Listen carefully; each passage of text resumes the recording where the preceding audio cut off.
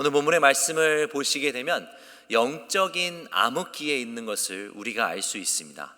우리가 1절의 말씀만 봐도 바로 이렇게 기록하고 있죠. 아이 사무엘이 엘리 앞에서 여호와를 섬길 때에는 여호와의 말씀이 희귀하여 이상이 흔히 보이지 않았더라 라고 말씀을 기록하고 있습니다. 벌써 그 이스라엘 백성과 그 하나님과의 관계에 어떠한 문제가 있음을 우리가 1절의 말씀을 통해서 바로 알 수 있는 것입니다. 사실상 하나님께서 이스라엘 백성들을 모세를 통하여서 이 애굽 땅에서 인도하시고 광야의 시간 가운데 40년의 시간을 지른 후에 다음 세대인 여호수아를 세우신 가운데 약속의 땅을 들어가게 하시고 정복하게 하실 때까지는 하나님께서 특정 기름 부으시고 세우셨던 그 리더들로 인하여서 그 이스라엘 백성들이 죄악 가운데 있었지만 그럼에도 불구하고 그 리더들이 하나님과 연결되어 있었기 때문에 계속해서 하나님의 말씀과 하나님의 이상이 그들 가운데 나타났지만 그 이후에 저와 여러분이 너무나 잘 아는 것처럼 사사기라는 그 시간을 통하여서 그 사사들이 세워졌을 때 그 잠깐의 시간들을 제외한다면 그 모든 시간들이 이스라엘 백성들에게 있어서는 영적인 암흑기였다라고 우리가 말씀을 이해해도 됩니다. 그리고 그 영적인 암흑기가 이 오늘 사무엘상 말씀까지 연결되고 있음을 우리 1절 말씀을 통해서 알 수 있습니다. 하지만 여기서 희망적인 부분이 있다라면은 지금까지 그 영적인 암흑기의 시간에서 이제는 하나님께서 그 리더십의 세대 교체를 하기 원하신다는 것이죠. 그리고 미리 예비하신 이 사무엘을 통하여서 그에게 이제는 하나님의 백성을 이끌 수 있는 지도력과 영성을 또한 허락하시는 아주 중요한 본문이 오늘의 말씀입니다. 이 사사기 말씀을 저희가 보게 되면 제가 한 구절만 읽어드리도록 하겠습니다. 21장 25절에 이렇게 사사기는 마무리가 됩니다. 그때 이스라엘의 왕이 없으므로 사람이 각기 자기의 소견에 옳은 대로 행하였더라 라고 말씀을 매듭짓고 있다는 것이죠. 이 이스라엘 백성들이 하나님은 알고 있었지만 그들 삶 가운데 그들이 행하고 결정을 내리는 모든 것의 중심에는 자기 자신이 있었다는 것입니다. 절대적인 하나님께서 주권을 가지시고 그들 삶 가운데 임재하셔서 그들을 이끄시는 것이 아니라 각자의 기준대로 자신의 육신이 원하고 보는 대로 뜻을 행하였기 때문에 하나님과 단절되어 있음을 우리가 말씀을 통해 알 수 있습니다. 로마서 말장 우리가 8절 5절에서 8절까지의 말씀을 제가 또 잠깐 읽어드리도록 하겠습니다. 로마서에 이렇게 기록하고 있습니다. 8장 5절에 육신을 따르는 자는 육신의 일을, 영을 따르는 자는 영의 일을 생각하나니 육신의 생각은 사망이요 영의 생각은 생명과 평안이니라. 육신의 생각은 하나님과 원수가 되나니 이는 하나님의 법에 굴복하지 아니할 뿐 아니라 할 수도 없음이라.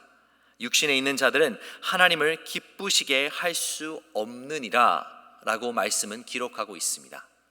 이 이스라엘 백성들이 계속해서 하나님의 말씀을 떠나 자신들의 기준으로 삶을 살았기 때문에 절대적으로 하나님 앞에 하나님께서 기뻐하시는 삶을 올려드리지도 못했을 뿐더러 이 모든 결정과 삶의 흐름은 죽음에 이르렀다라는 것이죠. 그리고 어떻게 보면 이 단절되었던 이 오랜 기간, 이 오랜 기다림 속에 드디어 하나님께서 그 다음 스텝을 인도하시는 것을 우리의 말씀을 통해 볼 수 있습니다. 이 본문의 말씀을 통하여서 저와 여러분이 세 가지를 함께 질문해 보았으면 좋겠습니다. 첫 번째로는 저와 여러분이 지금 어떤 시대 가운데 살고 있는지에 대해 한번 묵상해 보았으면 좋겠습니다. 이 성경의 말씀은 분명히 기록하기를 하나님의 말씀과 이상이 흔치 아니하였다라고 말씀을 기록하고 있다는 것이죠. 그렇다면 저와 여러분이 살고 있는 오늘 이 순간, 이 시대는 하나님의 말씀이 우리 가운데 많이 있습니까? 하나님의 이상이 계속해서 우리 삶 가운데 나타나고 있습니까? 아니면 단절되어 있는 시대를 우리가 살고 있습니까? 두 번째로는 이 시대적인 전체적인 그림이 있다면 조금 더 깊이 들어가서 지금 저와 여러분이 살고 있는 우리의 공동체 안에는 하나님의 말씀과 하나님의 이상이 계속해서 뚜렷하게 우리 가운데 나타나고 있습니까? 이것을 함께 우리가 묵상해 보았으면 좋겠습니다. 제가 말씀드리는 공동체라는 것은 단연 교회만을 말씀드리는 것이 아닙니다. 우리의 가정도 공동체가 되고요, 나의 직장도 공동체가 되고요, 하나님께서 부르시고 세우신 그 모든 자리, 학생이라면 학교가 될 수도 있고요, 삶의 일부분 그 가운데 그 공동체를 이루시게 하는 그 하나님의 공동체 가운데 하나님의 말씀과 하나님의 이상이 계속해서 우리 가운데 나타나고 있는지 우리가 한번 묵상해 보았으면 좋겠습니다. 그리고 마지막으로 개인적인 나의 삶 속에서 다른 환경적인 요소를 다 내려놓고 지금 내 삶 속에서 하나님의 말씀과 하나님의 이상이 계속해서 매일매일 삶 가운데 솟아나고 나타나고 증명되고 있는지 우리가 하나님 앞에 한번 묵상해 보았으면 좋겠습니다. 그리고 이 묵상함 가운데 혹시라도 하나님과의 단절된 부분들이 있다면 그것이 우리의 개인적인 삶이 될 수도 있고요, 우리의 공동체가 될 수도 있고요, 이 시대가 될 수 있습니다. 그 부분적인 부분 가운데 단절됨이 있다면 오늘 말씀을 통하여서 우리가 다시 한번 하나님 앞에 겸손히 나아가길 원하고, 그 나아가게 하시는 그 하나님의 인도하심 가운데 정말로 우리가 그 모든 그 단계를 위해서 함께 하나님 앞에 기도하였으면 좋겠습니다. 오늘 말씀의 첫 번째 포인트입니다. 하나님과 인격적인 만남은 반드시 있어야 합니다. 하나님과의 인격적인 만남은 그 누구도 제외하지 않고 우리 모두가 반드시 있어야 된다는 것입니다. 이 사무엘상 3장 7절에 우리가 말씀을 한번 주목해 보았으면 좋겠습니다. 이렇게 기록하고 있습니다. 사무엘이 아직 여호와를 알지 못하고 여호와의 말씀도 아직 그에게 나타나지 아니한 때라 라고 성경 말씀은 기록하고 있습니다. 과연 사무엘이 하나님을 몰랐을까요? 그렇지 않습니다. 지식적인 부분에 있어서 그의 삶 속에 있어서 그는 하나님을 분명히 알고 있었습니다. 그가 엘리 제사장을 도와서 2절 말씀에 보시면 아는 것처럼 엘리 제사장의 눈이 어두워져서 잘 보이지 못하는 그때에 자기 처소에 누웠는데 하나님의 등불은 아직 꺼지지 않았으며 사무엘은 하나님의 궤에 있는 여호와의 전에 누웠더니 라고 말씀을 기록하고 있다는 것이죠. 그가 그의 직분으로서 엘리를 섬기지만 그 섬김 가운데 이것이 하나님과 직결되는 것을 분명히 알고 있었고 하나님의 그 법도 알고 있었습니다. 그렇기 때문에 그는 그의 최선을 다해서 매일매일 삶 가운데 하나님을 알고자 하였고 하나님을 예배드리는 모습이 분명히 있었다는 것이죠.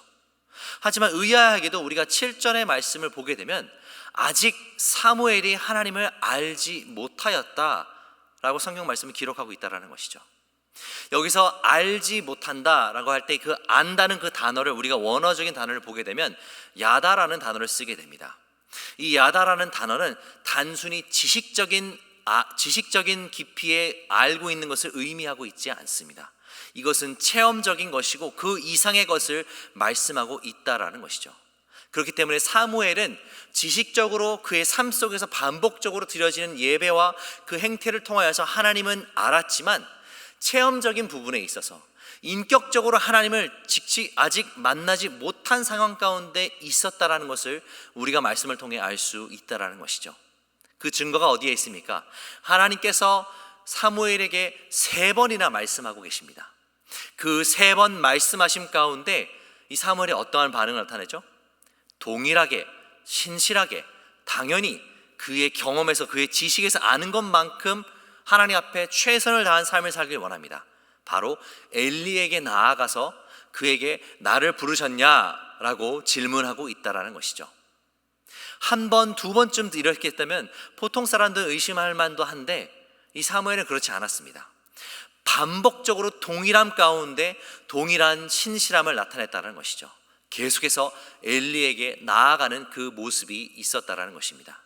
분명히 이 사무엘의 삶 가운데는 어느 정도 형성된 그 예배의 틀과 그 순종함이 자리 잡혀 있었습니다.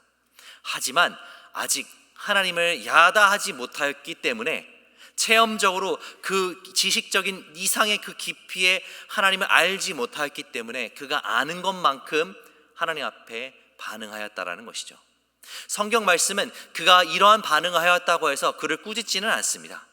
오히려 그 시대적인 그리고 엘리 제사장의 영적인 그 어두움에 대해서 표현하고 있는 것을 우리가 말씀을 통해 알 수 있습니다. 그리고 3번째 이후에 엘리 제사장이 드디어 비로소 하나님께서 이 자녀에게 말씀하고 있다는 것을 깨달은 이후에 그가 어떻게 행해야 될지에 대해서 사무엘에게 가르치고, 사무엘 역시 하나님께서 부르셨을 때 그 자리에서 주님 내가 여기 있습니다, 말씀하여 주시옵소서라는 올바른 고백을 하게 되고, 그 올바른 고백을 통하여서 하나님을 인격적으로 만나게 된다라는 것입니다.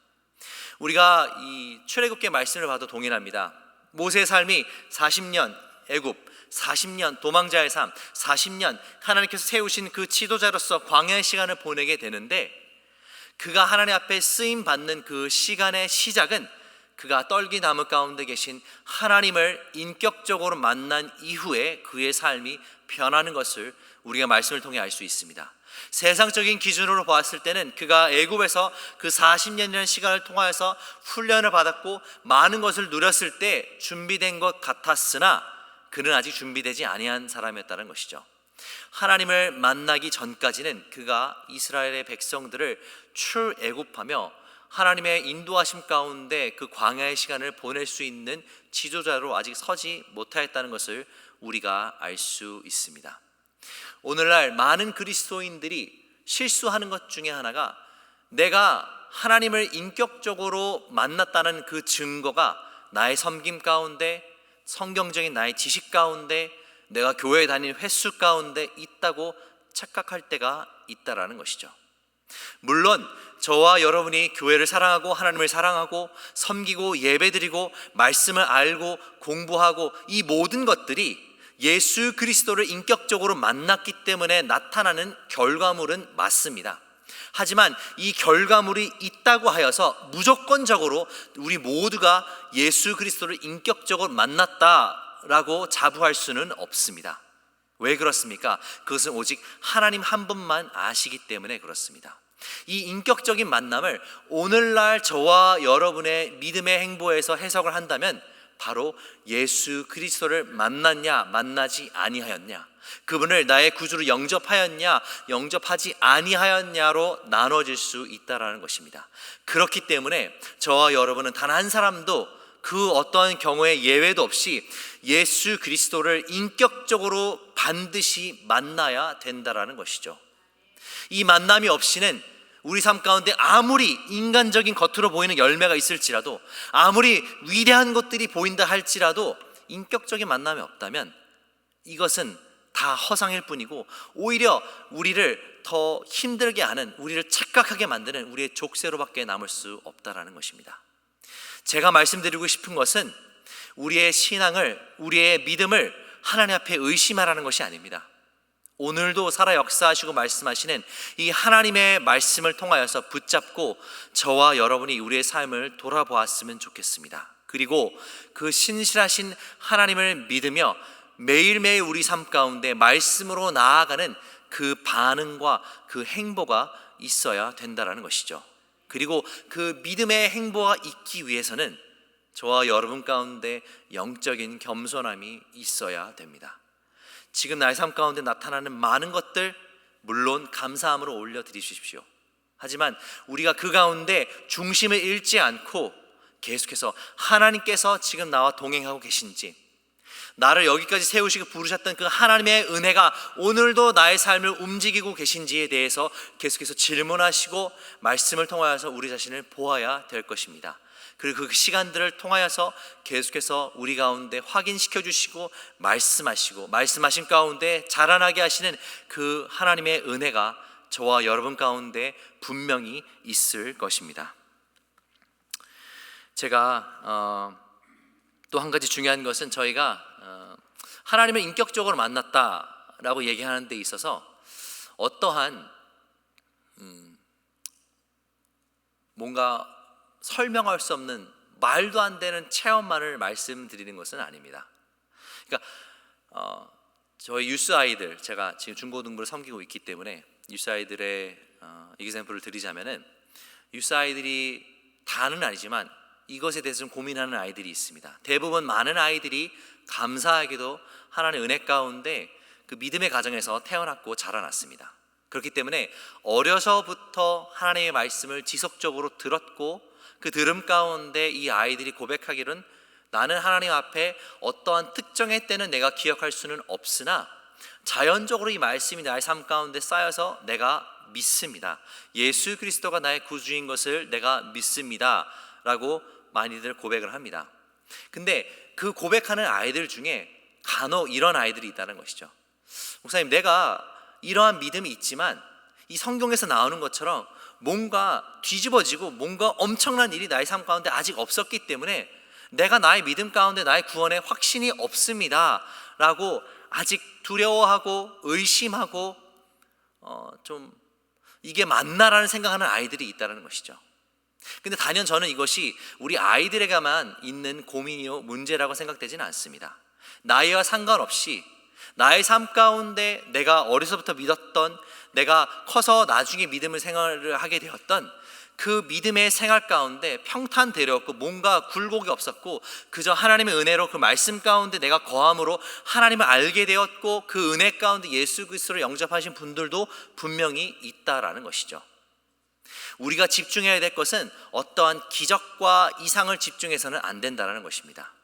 매일매일 나의 삶 가운데 오늘도 살아 역사하시는 그 하나님의 흔적이, 그 하나님의 은혜와 그 하나님의 인도하심이 있는지, 그리고 그 은혜를 내가 나의 삶 가운데 매일매일 구하고 기도함 가운데 예배함 가운데 나아가고 있는 나의 모습이 있는지, 그 모든 시간들을 통하여서 계속해서 채우시는 그 하나님의 은혜가 있는지에 대해서 저와 여러분이 집중해야 된다는 것입니다. 그리고 그 집중함 가운데 분명히 하나님께서는 새롭게 매일매일 그분의 방법으로 저와 여러분 삶 가운데 채우실 것을 믿습니다. 요한복음 말씀 10장 말씀을 제가 한번 간단하게 읽어드리도록 하겠습니다. 아주 중요한 말씀입니다. 요한복음 10장에 이렇게 기록하고 있습니다. 27절에서 30절까지의 말씀입니다. 내 양은 내 음성을 들으며 나는 그들을 알며 그들은 나를 따르느니라. 내가 그들에게 영생을 주노니 영원히 멸망치 아니할 것이요 또 그들을 내 손에서 빼앗을 자가 없느니라. 그들을 주신 내 아버지는 만물보다 크심에 아무도 아버지 손에서 빼앗을 수 없느니라. 나와 아버지는 하나이니라 하신대 라고 말씀은 기록하고 있습니다. 내 양은 내 음성을 들으며 나는 그들을 알며 그들은 나를 따른다 라고 하나님의 말씀을 기록하고 있다는 것이죠.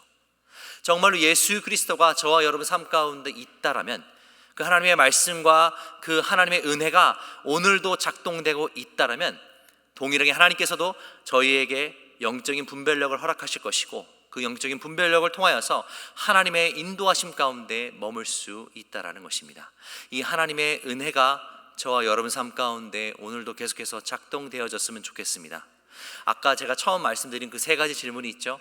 시대적으로, 공동체적으로, 나의 개인의 삶 속에서 지금 우리는 어떠한 시대를 살고 있는지에 대해, 하나님께서 침묵하시는 영적인 암흑의 시간 가운데 계십니까?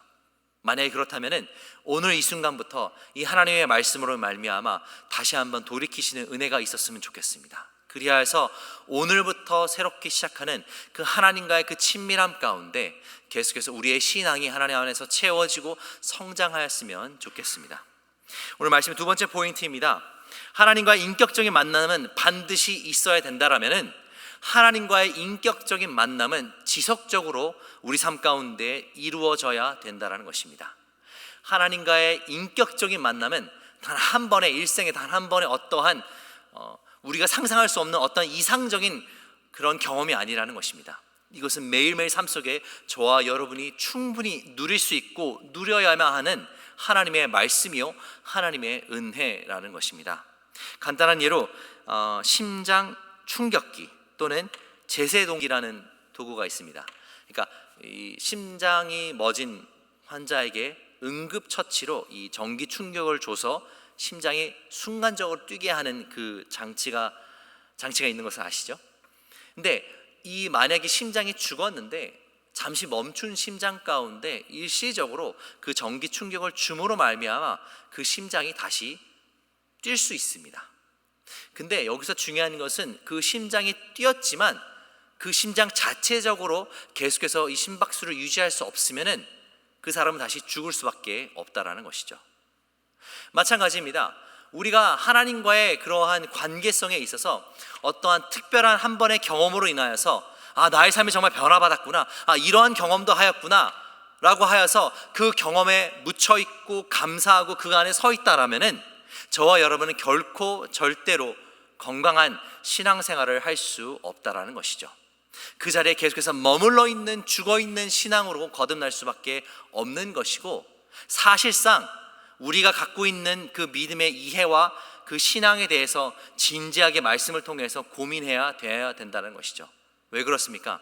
하나님의 말씀은 우리로 하여금 그 자리에 머물러 있게 놔두는 말씀이 아니기 때문에 그렇습니다. 하나님의 말씀이라는 것은 생명력이 있기 때문에 우리의 그 생명이 들어왔을 때 지속적으로 우리 가운데 뛰게 하시고 움직이게 하시고 자라나게 하시고 성장함이 있기 때문에 그렇습니다. 하지만 만약에 우리가 그 과거에 계속해서 머물러 있고 그 과거에 하나님의 영광 하나만을 가지고 지금도 우리의 신앙생활을 하고 있다라면은 이것은 사실 심각한 문제이고 우리가 하나님 앞에 우리 자신을 다시 한번 내려놓고 기도해야 될 부분이라는 것입니다. 마찬가지입니다. 하나님께서 만약 사무엘에게 이렇게 말씀하시고 사무엘이 그의 마음대로 그의 기준대로 삶을 살았다면 하나님께서 계속해서 그를 기름 부으시고 세우시고 이스라엘 백성들을 이끄시는 지도자로 세우셨을까요? 전혀 그렇지 않다라는 것입니다. 오늘 본문 말씀을 조금 벗어났지만 3장 19절의 말씀을 우리가 주목하였으면 좋겠습니다. 3장 19절에 이렇게 기록하고 있습니다. 사무엘이 자라매 여호와께서 그와 함께 계셔서 그의 말이 하나도 땅에 떨어지지 않게 하시니 라고 말씀을 기록하고 있다는 것이죠. 이 하나님께서 사무엘에게 말씀하셔서 인격적인 만남을 갖게 하시고 지식적으로 넘어서서 하나님을 야대하게 하셨던 그 하나님의 은혜가 이 순간만 있었던 것이 아니라 사무엘이 자라나는 그 순간마다 하나님께서 그와 함께 동행하셨다는 것을 우리가 말씀을 통해 알 수 있다는 것입니다. 만약 하나님과의 동행함이 없었다면 사무엘조차도 이 은혜 가운데 계속해서 머물 수 없었다는 것이죠. 그리고 그가 하나님과 동행 가운데 있었기 때문에 그의 입술에서 나왔던 그 모든 말들이 그냥 땅에 떨어지는 것이 아니라 하나님의 영향력 가운데 온전히 쓰임받는 것을 말씀을 통해 알 수 있다는 것입니다. 우리가 20절 말씀을 계속해서 읽었으면 좋겠습니다. 다넷에부터 부에세벨까지의 온 이스라엘이 사무엘은 하나님의 선지자로 세우심을 입은 줄을 알았더라. 21절에 여호와께서 실로에서 다시 나타나시되 여호와께서 실로에게 여호와의 말씀으로 사무엘에게 자기를 나타내시니라 라고 성경 말씀은 기록하고 있다라는 것입니다. 우리의 삶 속에 지금 어떠한 시간을 보내고 계십니까? 어떠한 흐름 가운데 어떠한 삶을 살고 계십니까? 이 부분은 저와 여러분이 매일매일 하나님 앞에 말씀을 가지고 씨름해야 되는 부분입니다. 단 한순간도 저의 직분이, 저의 지식이, 우리의 경험이 우리를 하나님 앞에 조금이라도 자동적으로 이끄는 것은 존재하지 않습니다.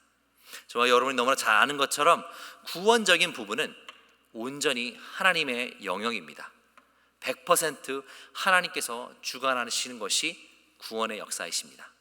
그렇다면 구원 이후에 우리 삶 가운데 일어나는 삶의 모든 것들은 그 역시도 100% 하나님의 은혜입니다. 하지만 그 100% 하나님의 은혜 가운데 저와 여러분도 100% 반응을 해야 된다는 것이죠. 구원의 역사가 하나님이었다면 구원 이후의 삶은 하나님의 은혜 가운데 반응하는 저와 여러분의 삶의 그 영역이 있어야 된다는 것입니다.